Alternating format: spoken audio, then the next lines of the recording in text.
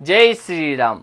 मैं ललित भागीरथ सोनी, वार्ड संख्या 8 से भारतीय जनता पार्टी का उम्मीदवार आपसे अपील करता हूँ, विनती करता हूँ कि आप अपना अमूल्य वोट वार्ड संख्या 8 के विकास एवं नगर विकास के लिए भारतीय जनता पार्टी के पक्ष में डालें और भारतीय जनता पार्टी को विजय बनाए, नरेंद्र मोदी जी को विजय बनाए, अविनाश जी का सहयोग करें।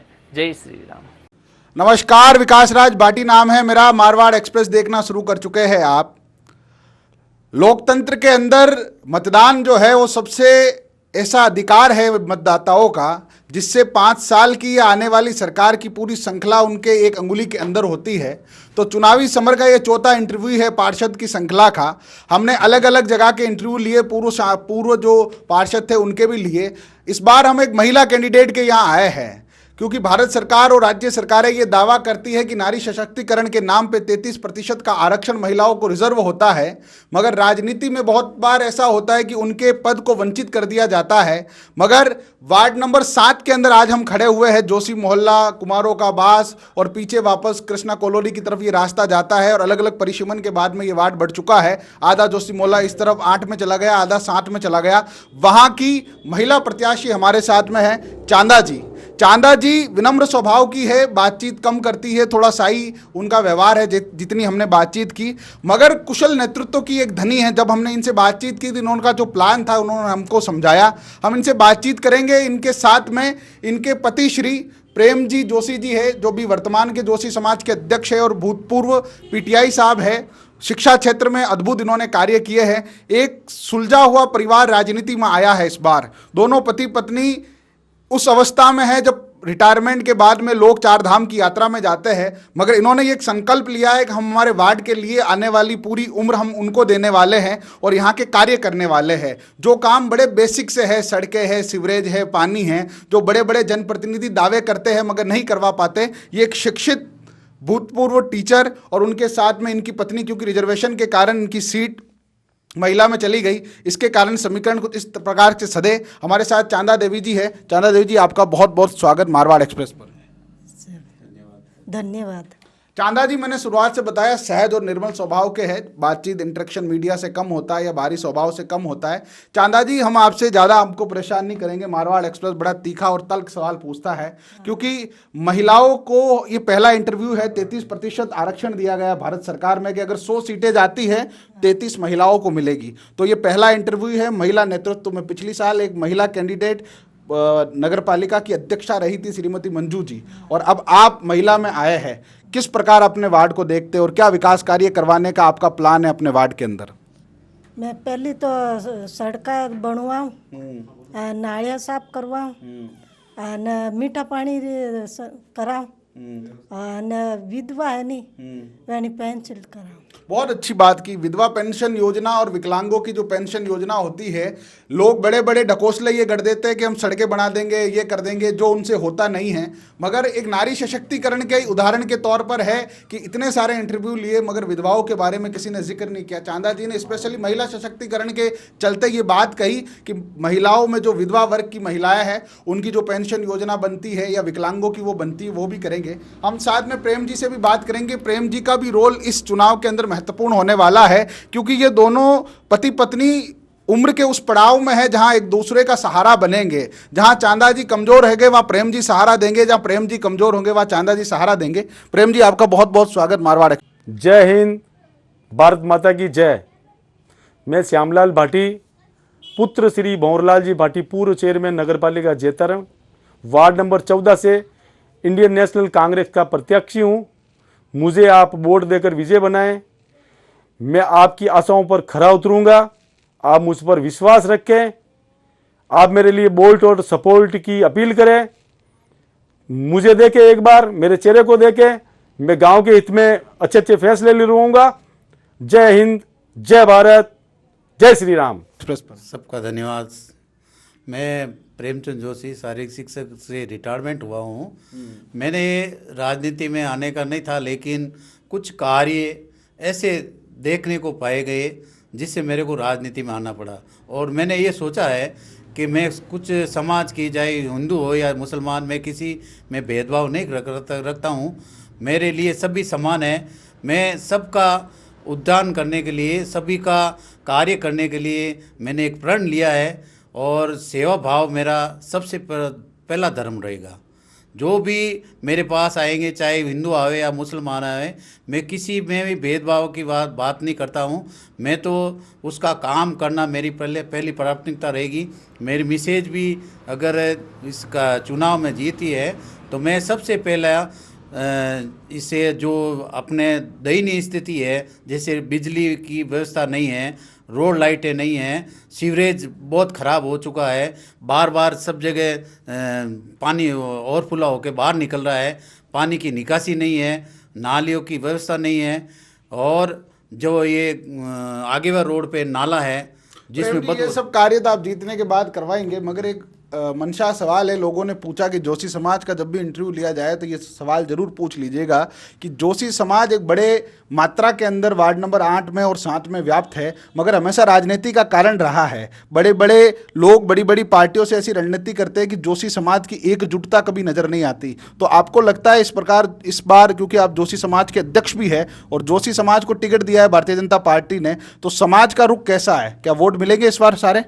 बिल्कुल सर, मेरे अध्यक्ष होने के बाद में मैंने एक ऐसी व्यू रचना की है और समाज के बंधुओं से मैंने एक ऐसा प्रोग्राम बनाया है कि जो एक हमारे जो कम्युनिटी है उसको कुछ लोगों ने अभद्र व्यवहार या कुछ भी किया, मैं उसमें कमेंट नहीं करना चाहता हूँ क्योंकि इससे राजनीति में कुछ अलग हो जाता है।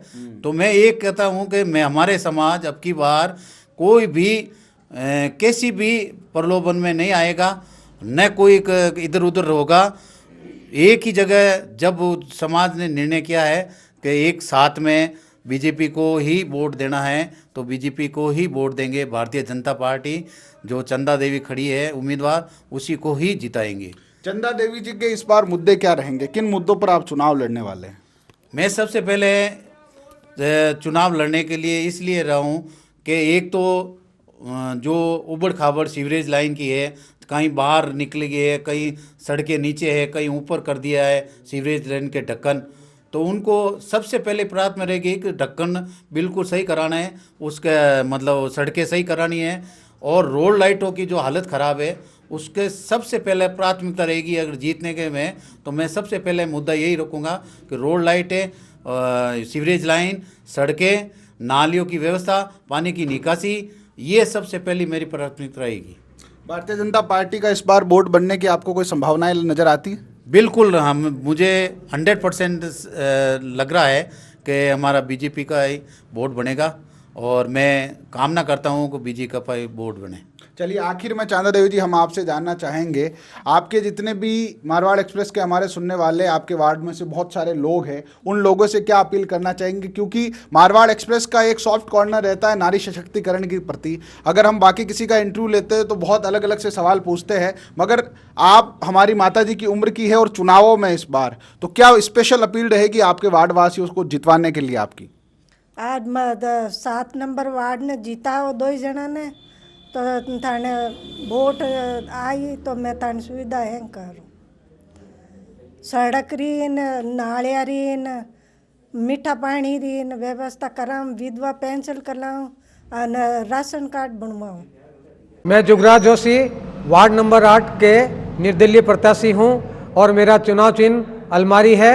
आप मुझे अधिक से अधिक समर्थन और मत देकर के विजय बना करके नगर पालिका मंडल में पार्षद के रूप में मुझे भेजिए। मैं आपका आभारी रहूंगा। जय हिंद, जय भारत। हमारे साथ में प्रेम जी है, आखिर में प्रेम जी से पूछ लेते हैं। प्रेम जी, आपके वार्ड वासियों से आपकी स्पेशल अपील क्या रहेगी? इस बार किन मुद्दों पर चुनाव लड़ रहे हैं और अगर आप जीतते हैं तो किन मुद्दों पर काम करवाएंगे?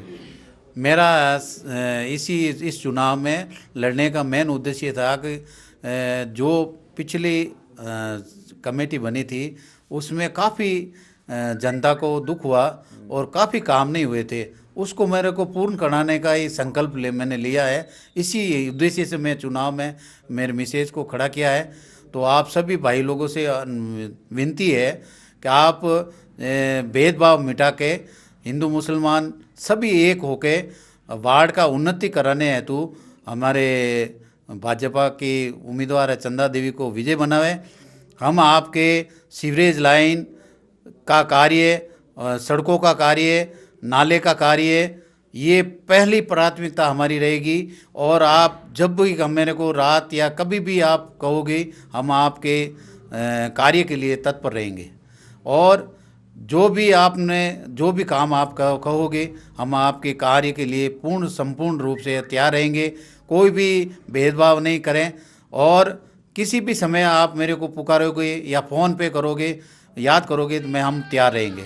और समाज का उत्थान करने के लिए और एक मोहल्ले का उत्थान करने के लिए हम इस उद्देश्य से ही खड़े हुए हैं कि हम आप सेवा भाव करें। और सबसे मेन उद्देश्य ये है कि महिलाओं का जो एक तिरस्कार टाइप हो जाता है, तो उस तिरस्कार को मिटाने के लिए कि महिला सशक्त रहे, और महिला के उत्थान के लिए बीपीएल में कोई जैसे गरीब आदमी है तो उसको बीपीएल में डालना है या डलवाना है, उसकी सहायता करना है। पेंशन, वृद्धावस्था पेंशन है, अगर किसी की पेंशन चालू नहीं है, किसी की पेंशन में समस्या आ रही है, तो उनकी सबकी कार्य करने की मेरी पहली प्राथमिकता रहेगी। चलिए, तो ये वार्ड नंबर 7 है, हमारे साथ में चंदा देवी जी है जो महिला प्रत्याशी है इस वार्ड की, और प्रेम जी है जो इनके साथ में धर्मपति भी है और सहयोग भी कर रहे हैं कंधे से कंधा मिलाकर। वार्ड नंबर 7 में बहुत सारी विसंगतियां हैं, सड़कों की, नालियों की और रोड लाइटों की। अक्सर यहाँ पे दिन में भी रोड लाइटें शुरू होती है और रात के समय में रोड लाइटें बंद कर देते हैं। बहुत छोटे छोटे से मुद्दे मगर आम जिंदगी से जुड़े वाले मुद्दे हैं जिन पर प्रशासन की नजर जाना जरूरी है। इनके बहुत सारे दावे हैं कि अगर ये सत्ता में आते हैं या पार्षद के पद पर बैठ जाते हैं तो वार्ड के जितने भी लोग होंगे उनकी सबकी मदद करेंगे। ऐसे ही किसी और प्रत्याशी का इंटरव्यू लेकर बहुत जल्द मारवाड़ एक्सप्रेस की टीम आपको मिलेगी। मेरा नाम विकास राज भाटी है, कैमरे पे सुरेश भाटी है। इसी प्रकार के वीडियो देखने के लिए मारवाड़ एक्सप्रेस के चैनल को सब्सक्राइब कीजिए। और ये जो विज्ञापन आप हमारी स्क्रीन पर देख रहे थे, अगर और कोई प्रत्याशी या राजनीतिक पार्टी अपना विज्ञापन करवाना चाहती है तो हमारे जो नंबर नीचे स्क्रीन पर चल रहे हैं इनसे संपर्क कीजिए। बहुत बहुत धन्यवाद।